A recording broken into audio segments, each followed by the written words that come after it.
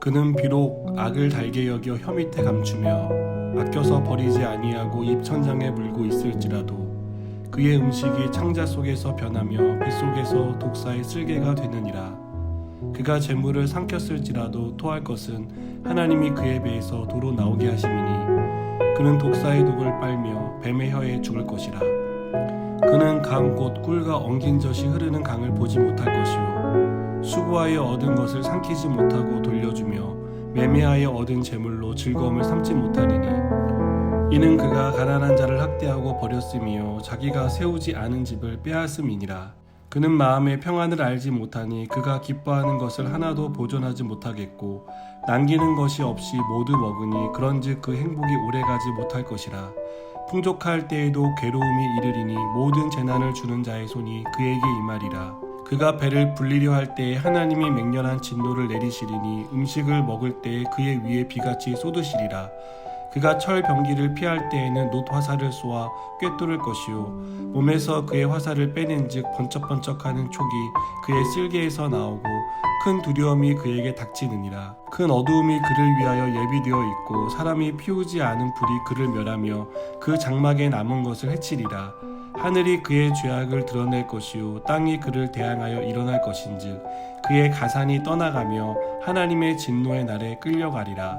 이는 악인이 하나님께 받을 분깃이요 하나님이 그에게 정하신 기업이니라. 아멘. 소발은 악인의 삶을 음식에 비유합니다. 소발은 악을 달게 여겨 혀 밑에 감추며 입천장에 물고 있을지라도 결국 그 음식은 창자에서 변해 독사의 쓸개가 된다라고 말합니다. 또 악인은 재물을 삼켰을지라도 그것을 도로 토해내게 된다라고 말하고 있습니다.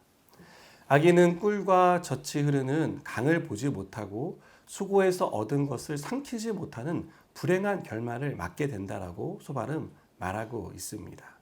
심지어 악인은 마음의 평안을 얻지 못하고 풍족할 때에도 괴로움을 더하는 그러한 비참한 신세가 될 것에 대해서 소발은 말하고 있습니다.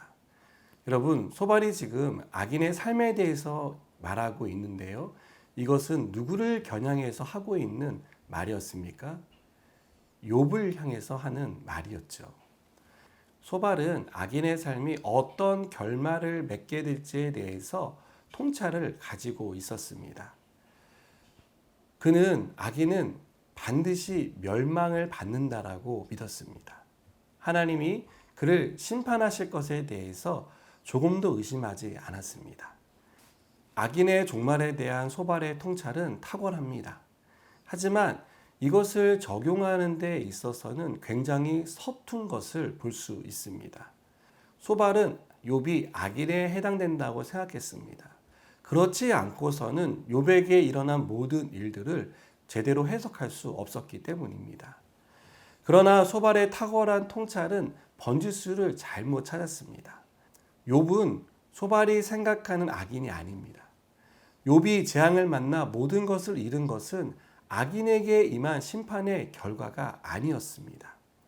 그럼에도 소발은 욥을 악인이라고 생각했습니다. 욥이 회개하고 돌이켜야 하는데 오히려 당당해하는 모습을 보며 당황했고 그 모습을 차마 눈뜨고 볼 수 없었습니다. 그래서 욥에게 강하게 책망합니다. 그런데요, 이 소발의 모습을 가만히 보면 어디에서 많이 본 것처럼 느껴지지 않습니까? 우리가 개인적으로 큐티를 하거나 설교를 들으면서 하나님이 주신 어떤 지혜들을 얻을 때, 그리고 나서 우리가 종종 보이며 실수하는 그런 모습과 닮아 있다는 생각이 드시지 않습니까? 우리는 나에게 주신 말씀을 받으면서 문득 누군가를 떠올립니다. 아, 이 말씀은 우리 남편이 들어야 하는데, 내 아내가 들어야 하는데, 우리 아들과 딸이 들어야 하는데 라고 우리는 생각합니다. 그래서 그것을 참지 못하고 집으로 달려가자마자 그들을 앉혀놓고 이렇게 말합니다. 오늘 이런 말씀을 들었는데 이게 꼭 너에게 필요한 말씀인 것 같아. 꼭 들어봐. 내가 하는 얘기 잘 들어. 이런 말들을 우리는 서슴없이 합니다. 그러면 그 말을 듣는 사람들은 어떻게 반응합니까? 대개 그 말을 고분고분 듣기보다는 반발하고 분노하고 때로는 그 말 때문에 그 사람의 마음을 낙심시키는 일들이 일어나지 않습니까?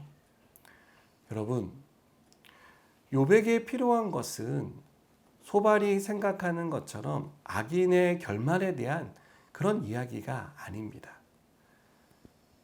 소발은 욥을 위해서 책망할 것이 아니라 묵묵히 기도해 줄 필요가 있었습니다.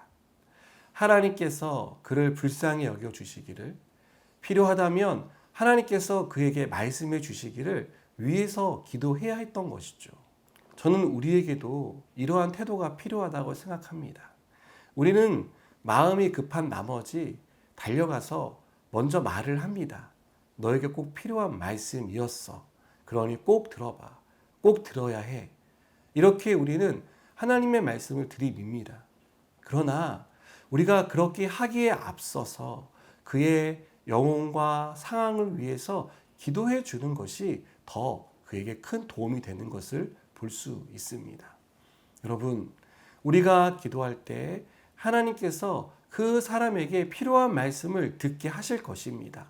그런 상황으로 몰아가시든 아니면 그런 사람들 주위에 붙여주시든 어떨 때는 하나님께서 그 마음 가운데 말씀해 주시는 그런 경우들을 우리는 경험하게 될 것입니다. 여러분, 성급하게 달려가서 그 사람의 상황을 내 생각대로 판단하고 필요한 말씀이라고 들이밀기보다는 우리가 뒤에서 묵묵히 기도하고 하나님께서 하실 일을 신뢰하고 또 기다릴 수 있는 그런 믿음의 태도를 가졌으면 좋겠습니다. 함께 기도하시겠습니다. 하나님, 우리가 하나님께서 말씀하실 것을 믿고 기대하고 기다리는 자가 되게 하여 주시옵소서. 또 하나님께서 필요한 상황으로 또 필요한 말씀으로 하나님 말씀하여 주셔서 정말 그가 올바로 깨닫고 또 주님께로 돌아오며 또 주께 도시 은혜와 축복을 받아 누릴 수 있도록 역사하여 주시옵소서. 예수님의 이름으로 기도드립니다. 아멘.